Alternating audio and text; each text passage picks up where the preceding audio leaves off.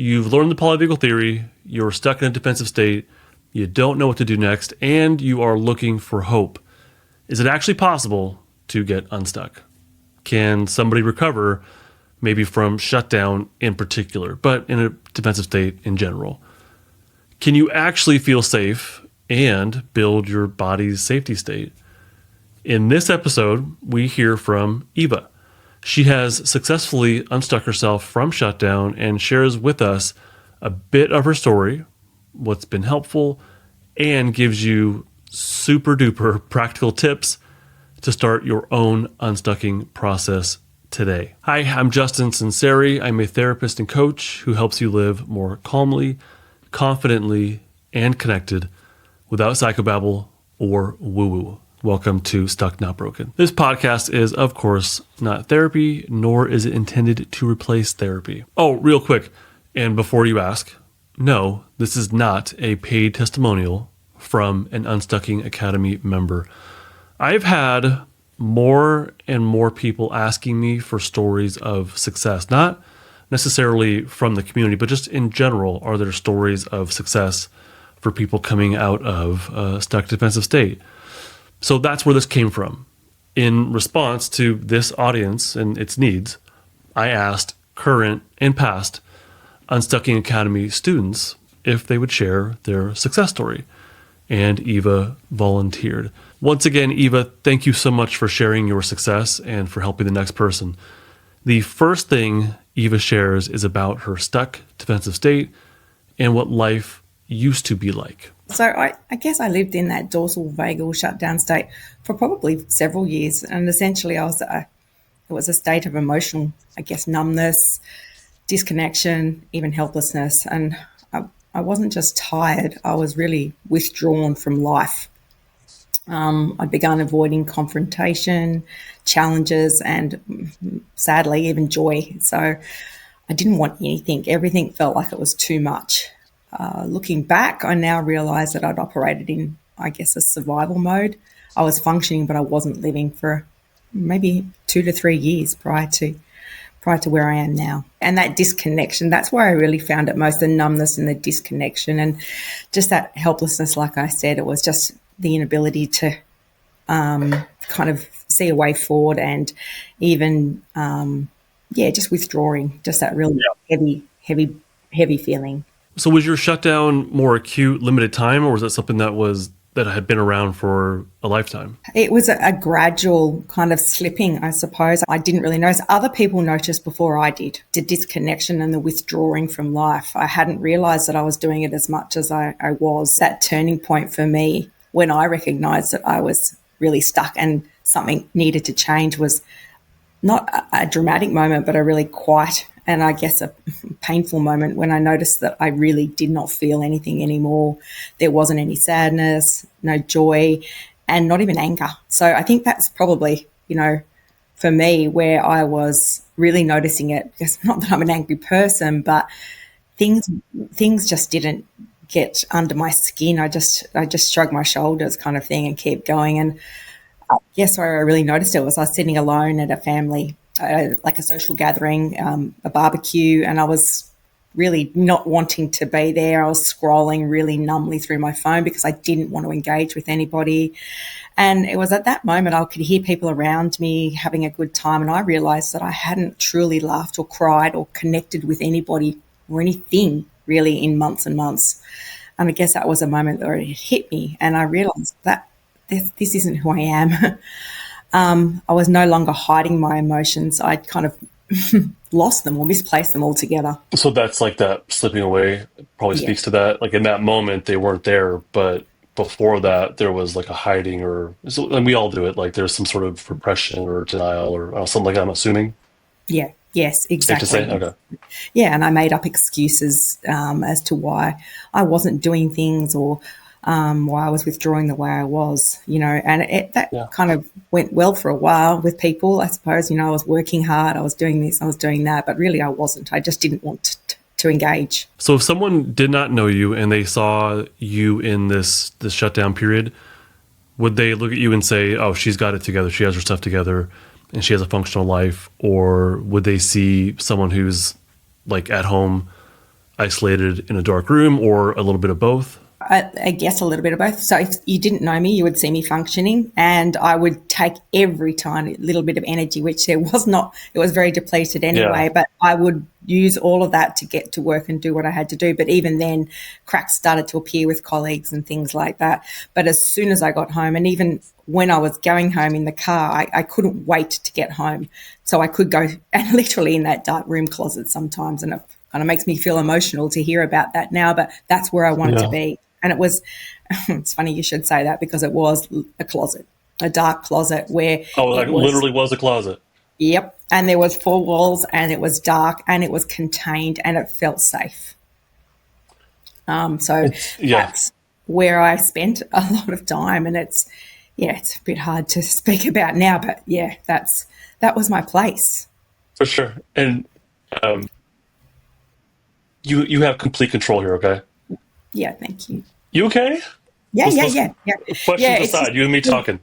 Yeah, no, I know. And when I go back to think about that, I guess we'll get to that. But I haven't been in that closet for a while now. So it's metaphoric in some ways, but it was literal for me as well. And I didn't see it as a bad place. I saw it as a very safe place. Yeah, it wasn't living is what I'm saying. I was very aware that people were out there functioning on a level that I used to be at, social, and I was a very vibrant person. I was very engaged with life and people around me. It was me that was the social, butterfly, so to speak, and I was very into sports and very into probably over-socializer with not much of a break in that social space to go from that, where I was the orchestrator of social gatherings and getting togethers and parties and things like that, to living in a closet, so to speak. It was really, really hard. That's a huge change. That's an enormous change. I mean, that's the complete opposite of how you were. A lot of people would say that this is not my true self. Like, this isn't me. Yeah. That sounds like that's kind of what you're saying. Yeah. And then I questioned who I was, and it's like, well, which is the real me, which is the bit that's, which part of me is the real. And I guess there's still some questions there. I'm still finding myself along the way. I don't know that I want to return back to the old person, but I'm not sure. Yeah. It's a process and a journey. So I'm definitely on it. 100%. Yeah, I agree with you. I feel like I'm learning about myself all the time. Like it was like another thing for me to achieve or unlock, it's not just like achieving something. It's the emotional of like, oh, I'm capable of that. I'm less stuck now than I was comparatively in the past. Yeah. Okay. So you realize that this family get together, that I'm not happy. I'm not feeling anything. I'm not even feeling anger. I'm not feeling sadness. I'm numb. Yeah. Did you take immediate action to get help, or what? What was the first thing you did? How long did it take? Yeah, I think for me, that first step was kind of simple, but it was powerful, and that was naming that state that I was in. Learning about the polyvagal theory helped me realize that my body wasn't broken or lazy. It was actually protecting me. And for me, that changed everything. I started with those short somatic exercises, orientating to the room, those soft eye gazes, longer exhales. But, prior to that, which is how I started, I guess, I found one of your podcasts. So I'd gone Googling, as you do, I was looking for something that would guide me. I found one of the podcasts, and the podcast I found was an episode that explained the states, the defensive states, in very, very plain language. And that's what I needed, I think. And that gave me that permission to stop blaming myself and instead focus on building some safety. So I guess that's where it all started, and that's where those wheels started turning for me. Did you take immediate action, or did you sit with it for a little bit? No, I think that immediate action, going back to what I was starting with those short exercises, and I remember listening to that first podcast and then probably binge listening because I understood for a moment there. I was like, oh my gosh, this is me. This is how I feel. And it was plain language and I understood it. And so I kept listening and I kind of scrolled ahead, so to speak, went ahead and tried to find the quick fix and went to the building safety anchors I didn't want to wait. I wanted to, I wanted that fix. So I went to those little exercises there that we talk, we've been Yeah. talking about. So those, the soft eye gazes, the breathing, orientating myself to the room and things like Simple that. So things, yeah. that's where it started. Did you find the quick fix?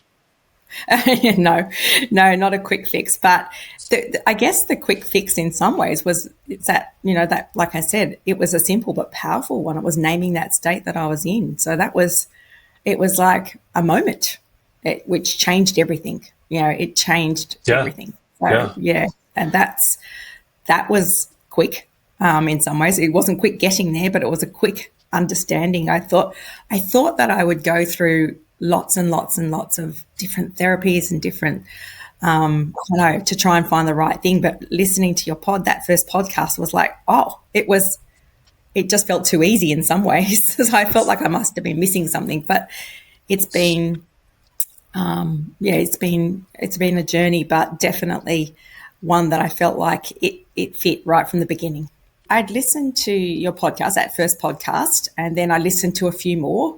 And then you'd mentioned Deb Dana and Stephen Porges, and so I went off and watched some of their stuff as well. But I kept coming back to your podcast because it felt to me that it was easy to understand. It was relatable, and I didn't feel like it just resonated in a way that wasn't.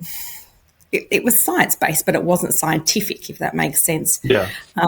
So, it really resonated. So I just kept going on with that. And then, obviously, I joined the cohorts as well. So I'd learned the Unstucking Academy, and I thought I need more. I feel like, the podcasts were a good beginning, but I felt like I needed a little more. So that's when I made the commitment after that. Has anything else been hugely helpful for you outside of what I do? Has anything else been really great for you?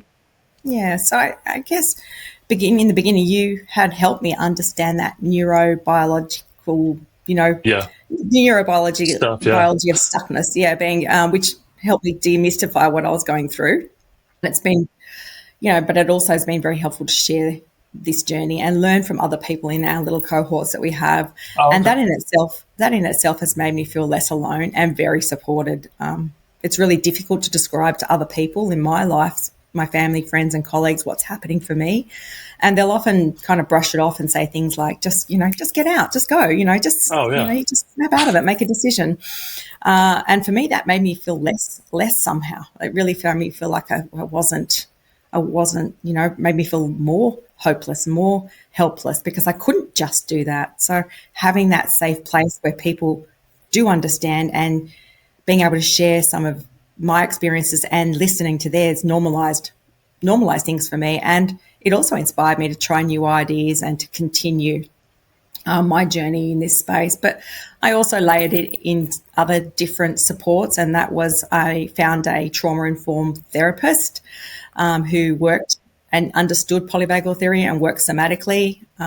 Really? I enlisted the help of a friend, so I could practice those co-regulation exercises with her. And in particular, for me and her, it was about walking and sharing stories of nature. So being able to do the nature, and she was really good at doing that and co-regulating. And when she saw me become, she started to pick up on cues. She'd draw me back to that nature space and, where I was. I also have a journal practice. I'm pretty good on that. So where I tracked my states, I suppose, instead of my moods. So that was something that we talked about in one of our little things, and I'd started from there. So tracking where I was at and being able to. Wait, you and your friend talked about that? Sorry to interrupt you. No. This is just another kind of, I guess, thing that I was doing on top of all the other stuff. So, but we would talk about it, my friend and I. But that journal practice was, I stopped.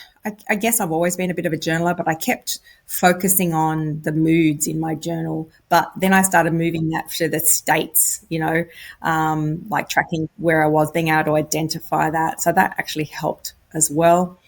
Going back to that other question about, what I was doing as, alongside, I started Googling and reading, and I'd read books like, I think I read The Body keeps the score, and another one called Anchored. And that helped validate my experience as well, which was good.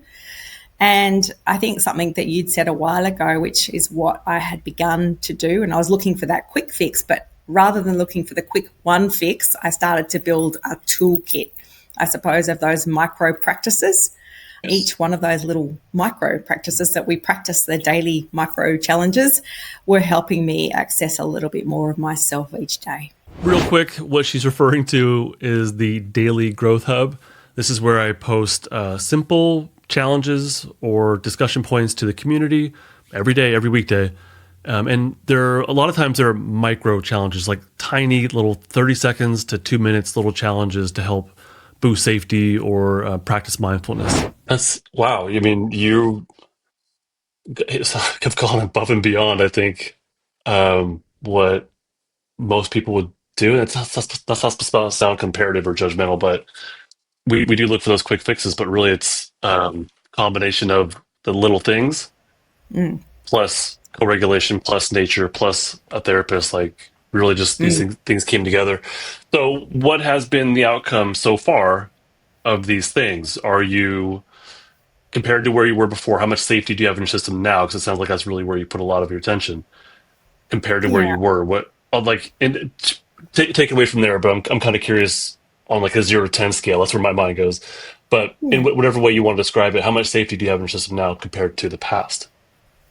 I guess I describe my baseline as being very low. Previously, I was on a very, I guess, 2 out of 10 in that safety space. And that was the baseline then? Yeah, then I was, or would have been about a 2 out of 10. And that's what I mean about tracking my safety, tracking things in my journal. I consistently do my, do that, numbers, I suppose, where I was at. And now, and what I've noticed in after doing this stuff for a little while now, I'm more consistent. That's probably where I'm more consistent, is I'm consistently sitting around that 6 to 7 out of 10. And that means that I can access calm and connection most days, which is very different to where I was at, which was in the closet, not being able to access calm and connection. I think what I noticed the most is now I have an ability to notice when I'm slipping, and I can gently course correct. I can gently pull myself back in with some of the tools in my little micro toolkit that I was talking about before to bring myself back around. So I never used to notice that before. I never understood that before. I suppose probably because I was living in that, I felt like a constant state of shutdown.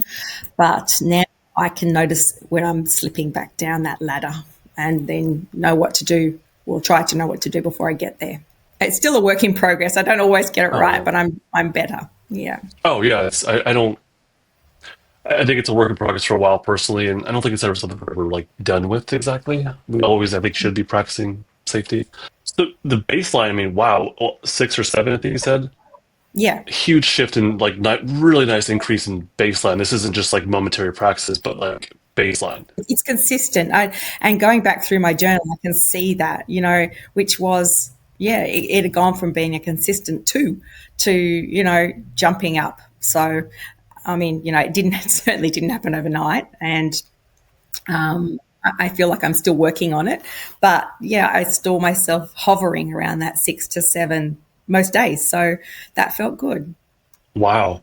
I hope you don't mind. I'm looking up, because I don't think you've been in the community that long. You're killing it. How long have you been here? You've been here since this December, months. So it's been 6 months. Yeah, 6 months. Wow, not too shabby at all. Yeah, I guess I've made it not like a full-time job, but I've really put a lot of. It makes sense when it resonated. And it made sense. It felt right, and it made sense. I could see those incremental shifts, and I could feel myself understanding more about what was happening. That was probably, like I said, the most pivotal point for me, was realizing that there was an explanation for the way I was feeling, and that neurobiological explanation, and understanding that it wasn't, it was manageable. And then the community has been a huge help for me, having that ability to connect with other people who have experienced similar things and learning from their experiences as well. So that's, I think, has been a catalyst for a lot. It's really kind of projected a lot of my healing. Yeah. Did you know that? I'm really happy to hear that. Yeah. Really happy to hear that. Did you notice that the baseline, it went from like a 2 to a 7? Was it right away, or was it over time that it increased? Oh, it was definitely over time, and there was variances in the fluctuations, I suppose. So Yeah. bit by bit, and that was it. It was even hard to do. That journaling was really, really important, and that's why I say that was a practice that I had. So I'm becoming very, very, I guess, militant almost about it. As in, I would really. Sometimes I write in my journal and record where my safety state was at, not once a day, but many times a day. So I Wow. gradually, I actually hadn't thought about that until I started thinking about the questions, and I went back to my journal and I can see the gains, so to speak. I felt like I was in a Okay, I gym, love that. where you I where love you that. measure your body fat and things like that in a gym, or Yeah. how much you can lift. I felt, you don't notice it in the moment, but over the time I You- was like, wow, yeah, okay, I've moved. exactly. I love that metaphor, and that's something I say a lot. Is you got to put the reps in. It's like Mm, practicing anything else, and it sounded like you were not wasting time. You were very focused on what you wanted to accomplish, and mm, mm. just steadily walk down that path, and are still doing it. Yeah. So, okay, so nice, really nice increases in safety. What changes are you noticing in yourself? Uh, are you noticing any connections to yourself or with others or the other environment? Uh, Anything you're doing more or less of? I'm probably, like I mentioned before, I'm probably a lot more self-reflective without that spiraling. So I can really look at where I am without spiraling, and I'm more attuned to my body's cues, and that's something that I was not doing before. Like really noticing. I think there's a few things that we spoke about in some of the discussions that we've had through the academy there or whatever. We had been talking about the citrus. I remember something, we talked about noticing, how your body reacts or feels towards things, and Yeah, safety cues as well. So that was really interesting. So I'm really mindful, very, very conscious when I'm doing most of the things today. I'm really paying attention to how my body reacts, and nice. then knowing what to do afterwards. And I'm certainly less reactive. So I don't need to run back to the to the closet as much as I used to. So I'm a lot more tolerant. I'm reaching out more, which I never did. Wow. I was very shut down. I find myself responding to messages, which I would never do in that shutdown What is it? state. You're reaching out and responding because you have to, or because you actually feel like you're ready for it and want No, to? I feel like there's a desire to, like, there was no desire to whatsoever. So I'm still, I mean, I'm not, it's not perfect. I'll only respond to certain things and certain people where I feel safe. But I wouldn't do any of that before. So I'm certainly responding to messages. I'm making plans with people that I feel safe and comfortable with. And I guess I'm letting myself be seen, and letting myself be seen, even the imperfect version of myself, which I wasn't doing before. Okay, I was holding that all together and presenting someone that seemed on top of it and seemed, capable, but wasn't, internally or outside of that space. So now I'm a little bit more willing to let myself be seen in that imperfect way. Yeah, I mean, here you are doing this, right? Like, Yes, yes, yeah. I wouldn't have thought that before. So the other thing, yeah, the other thing is I'm really finding I'm ruminating less. I used to ruminate a lot in that closet, and I'm finding I'm resting more. So I know that sounds funny because in that shutdown state, that feels like all you're doing, but in that shutdown state, it was a constant dialogue in my head, and now there's a more restful state, which I like. And I'm, not going around and around and churning things over, which was just really difficult. So I'm starting to find, so one of the big things for me was I stop listening to music, and I'm finding myself listening to music again. And even that music was too overwhelming; it was too much. And I'd always found mm, myself listening to music as a way of, feeling good. But I'd shut that down and shut that out. So I'm starting to put that in. My dark closet that I spoke about. So I'm beginning to let sunlight back into my space, which I felt like a vampire for a while there. I just didn't want it. I didn't want music. I didn't want light. I didn't want anything, nothing. There was nothing, Yeah. And even I've started, there's something else that I've known. I'm on a bit of a sourdough kick right now. I'm starting to cook for pleasure, not just for survival, but for pleasure. And I'm enjoying it. Nice. I'm enjoying putting that energy, or finding the energy, A, and B, putting it into, creating something and being mindful about something. And while I'm cooking that sourdough, I'm there in that moment. It's sticky. I'm out of the closet and I'm in the kitchen. Perfect. And it's fun. So it's not just because I need to survive, but I need to eat. And prior to that, I'd lost a hell of a lot of weight in my shutdown space, like a lot. And because I didn't want to eat, and there was no pleasure in eating. I didn't want to prepare anything, and I didn't need to eat. I wasn't doing anything. So I lost a lot of weight, and people were commenting on that. So I know it sounds funny, the cooking for pleasure, but now I'm doing that and I'm enjoying what I'm eating. It's it's a lot of bread right now, but I've gained that weight back and I'm feeling better about where I am physically. You've already shared with us a whole bunch of examples of getting unstuck and what that's led to, but is there one concrete example for you that really sticks out to you that says, I'm definitely unstuck or much less stuck than I was not that long ago? I can think of a moment that I guess probably relates to my work, my professional life. Okay. And I think something that I'd avoided for quite some time. And there was a moment where I had to initiate a difficult but honest conversation with someone that was professionally close to me. And, I guess while I was doing that, I noticed that my heart was pounding, and I was like, oh, I noticed those physical body cues. But I stayed in that moment. I noticed that they were there and I understood why they were there. I validated them, and normalized them.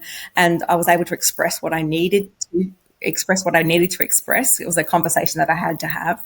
And I didn't collapse into shame afterwards. That's the bit that I noticed. I didn't collapse into that shame afterwards. And I guess that night, instead of disassociating which is what I would normally do and, shut down and go in the closet, I journaled about it. But I did it with some compassion this time, for myself and the situation. And I think that was the first time I really saw myself choosing connection over withdrawal, which I had actively been doing for those 2 to 3 years prior. So it wasn't easy, but it was certainly, I think, a breakthrough or a turning point, whatever you kind of want to call it, of moving out of that really stuck place. That's a great example. What the compassion that you brought to the journaling, was it forced or was it already there because of all the safety practices you've been doing? I think a bit of both. I think I had to be really mindful about it. I had to tell myself, I was doing a bit of the awe stuff. Real quick interlude. When she says the awe stuff, she's referring to a process from one of the courses. It's called the AWE method, AWE.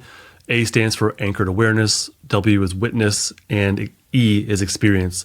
This teaches people how to deeply connect with their emotions. I think I had to be really mindful about it. I had to tell myself, I was doing a bit of the awe stuff, and being, I put it at the top of my journal sometimes as a bit of a reminder. I think I once mentioned to you, I write it on my hand sometimes to remind myself, and it's my little bit of a trigger to be, aware. And so there was a little bit of both. The compassion was there, I think, but I mindfully wrote about it in a compassionate way instead of the way, I wouldn't have written before anyway. So it was just the way that I'd expressed it.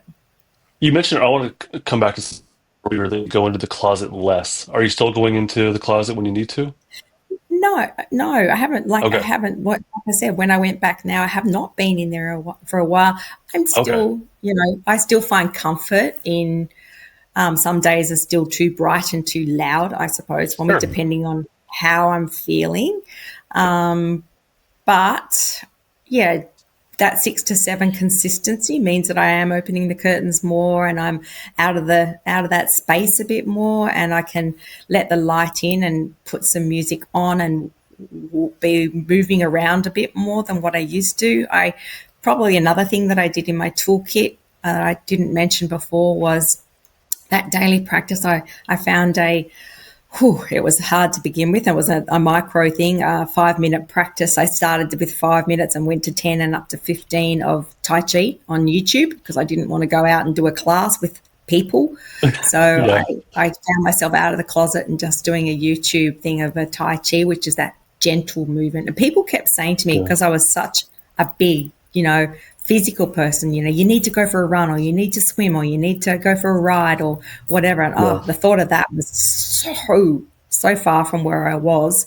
I couldn't, I didn't want to come out of the closet, but that little 5-minute gentle 5-minute movement was, something that I really became to rely on. So That's perfect that for was shutdown, really, right? Like it's slow, yeah. it's intentional, it's not too much, and it's a small practice. That's perfect for someone who is currently in the shoes that you were in about 6 months ago. What is one piece of specific, direct, practical, actionable advice that you would give to them? I think start with the body, not with your story, and not to try and think your way out of it, which is what I was doing.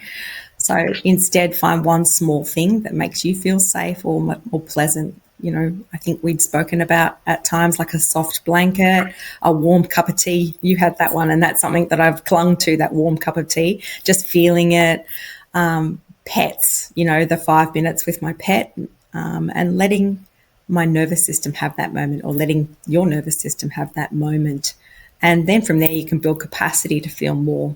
So I always looked at it as safety is the soil and healing is the plant. So, having that safety, being able to ground myself in the soil, and then the healing came from that growth from that space. So letting my body, starting with the body.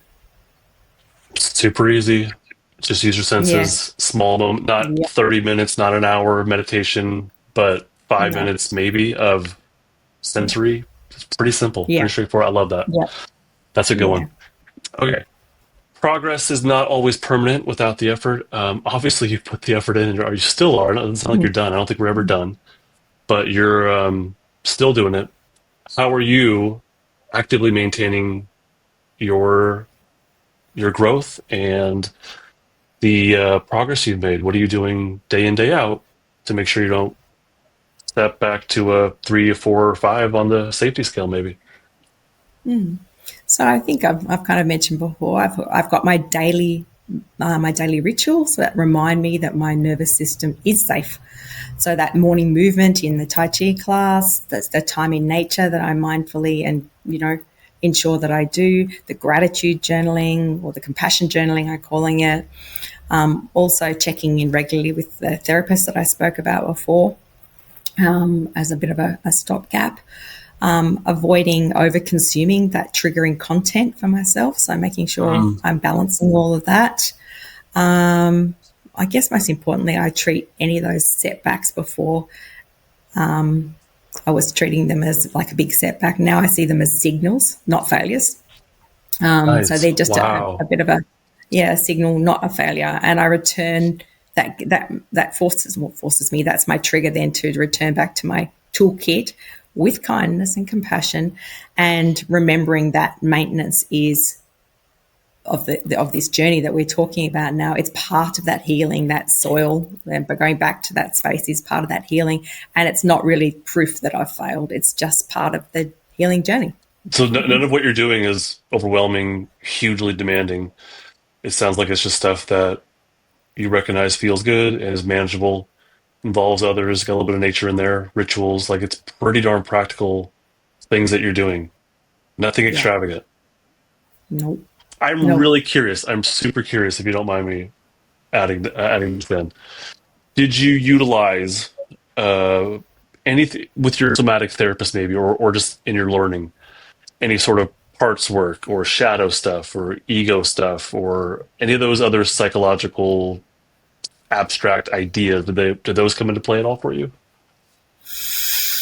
Not really, not really. I guess I've just been probably single focused on what I'm doing here, and I'm finding good ground. So I haven't wanted to, well, my mind's not been in a space where I can kind of manage anything extra anyway, but I feel like this is giving me so much relief and so much progress and so much, inspiration that I just doing that daily practice. I just don't want to mess with it at this point. It's giving me that 2 to 3 to, going to 6 to 7. Yeah. I can exist at 6 to 7. Oh, yeah. That's that's a fantastic baseline. Yeah. Yeah. I mean, I know I still feel a bit, I guess, it's early days. I still feel a bit like it could all be taken away from me. There's a little bit of fear and apprehension there. And I think that's just building, keep the daily practice, keeping that daily practice. So I know I can come back to it. That's something that I can trust. But it's working. So I can't see the point in incorporating too much more, maybe down the track. I don't know. But while this is working, I'm happy to stay with it. For sure. Yeah. Okay. Anything else you want to add in? I mean, wow, what a story. And I think personally, before you add in anything else, if you want to, like hearing the relentless, dedicated practice, and none of it sounded overwhelming. None of it sounded like you were trying to take on the world. It all sounded very practical, small things. Yeah, and it was exactly that. The thought of doing, like I said, even opening a curtain or listening to music was overwhelming. So, the thought of what my friends were saying, just go for a run or come out on the boat for the day, I was like, oof, no, thank you. But that small little one thing, and it honestly did start with things like having that cup of tea and really being mindful, or watching the leaves in the trees, or just really small stuff, those micro moments. So I'd really, really beginning things, and I'm building, but it wasn't hard. It really wasn't hard. It really wasn't hard. I mean, you can literally start in the closet if you really want to. I wouldn't suggest it. I wouldn't promote that, but you could. I still smile. Right. I still smile when I go to the closet. The closet is a space for me. I don't see it as a punishment. It was a safe space for me for a little while. It gave me sanctuary. So I'm not too hard on it, and I'm not too hard on myself for using that. It got me through. But it's a place that I'm happy to go into now and hang up my clothes as opposed to existing. So, and, there was a lot of times that I'd listen to your podcast in the closet. So, I would lay there and I would just listen, and there was not a lot of other sensory things going on. So the focus was just your voice a lot of the time. So it was a beginning. I'm honored to have joined you in the closet there. Thank you for that. The other message is, I'm glad that you found the path that you did, and here you are. Like, I'm so happy for you and that you're sharing it. Thank you for that again. But this is super weird, right? What we do is fundamentally different, I think, than like what your friends tell you. Well, just do this instead. Like, I'm not, in our community, we don't advocate for making our feelings go away. We're not trying to fight them or banish them. We're actually saying, like, let's compassionately be with them and feel them. That's a foreign idea, I think, to people. So I don't know. Do you have any thoughts on that? I don't know. Where does that take you in your mind? Like that, I'm curious. Like you said, like being able to banish them, they were such a big part of me, those feelings. I couldn't just banish them. They were overwhelming. So I think there was part of our, we're in our community. One of the things that we spoke about once was having those feelings alongside you and doing some of those practices anyway. So visualizing them, for me, I visualized them as something, and I put them in I don't know if we'd spoken about the different ways of doing that, but I put them in my pocket.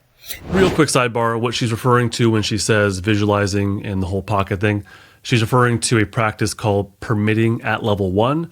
Permitting at level 1 teaches how to use your imagination or imagery in order to permit an emotion that is otherwise too much, like pressure or guilt or whatever. So we use our imagination and then invite it to be with us as we also do something else. This is a level 1 easier compared to level 2, which has a much deeper felt sense, somatic experience of these emotions. But I put them in my pocket.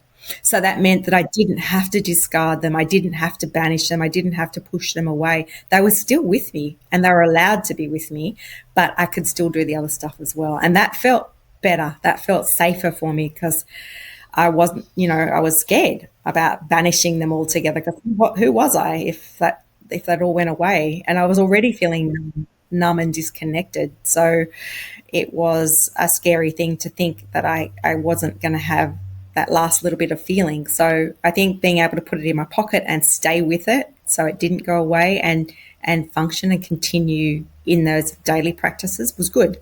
It was good.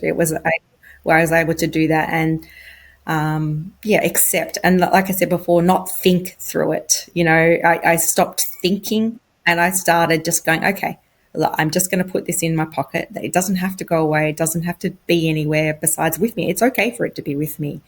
But I'm still going to go and sit in nature, or I'm still going to go and have that cup of tea and be mindful. So I stopped treating it like the enemy. Yeah. Stop treating it like the enemy. I'm hearing that you also got closer, not just in your pocket, but like you actually got closer to, or feeling it directly as well. Not just using the visualization, that's one skill, but you've gone to the next level, which is feeling it compassionately from safety and mindfully connecting with it. Yes. Yeah. That was the key, from safety, I think. And it was timing, a lot of it, but a mindful timing, being understood that, before sometimes that feeling would ambush me or hijack me, and it would come at times that I wasn't wanting it to come, and then I would feel dysregulated and, go down back into that shutdown state. But if I mindfully and, with choice and volition, I suppose, put myself in a place where I knew I was safe and then allowed myself to go to that feeling space, it felt more manageable. Definitely. Thanks so much for joining me here on Stuck Not Broken, and thank you again, Eva. Dear listener, I hope this episode has helped you realize that unstucking is not easy, but it can be practical and methodical. Heck yes, it takes dedication, just like Eva's. But if you don't have that much motivation right now, that's okay. You do have enough motivation to search for this topic and to watch this video in particular all the way to the end. You obviously have some level of motivation, so let's use that. So I invite you to pick one thing to accomplish right now to start or continue down your unstucking path. I know there are tons of options and you don't know where to begin. So make it super simple by mindfully connecting with one of your senses for 30 seconds or less. That's fine too. Or longer. That's fine too. Use one sense and bring as much of your full attention to the experience of it that you can. Notice how using that one sense affects your breathing and your muscle tension. And if you can do that, then repeat it tomorrow. This is how you start. Connect with the environment using your senses for 30 seconds or less or more, but aim for something short and sweet. Eva, you are absolutely killing it. Keep going. Thank you again so much for sharing your success, and I cannot wait to hear about what else opens up for you. Dear listener, if you would like to join the Unstucking Academy, you can learn more through the link in the description. It is justinlmft.com/unstuckingacademy. In the academy, you can connect with amazing people like Eva. You can get super simple steps to help build safety.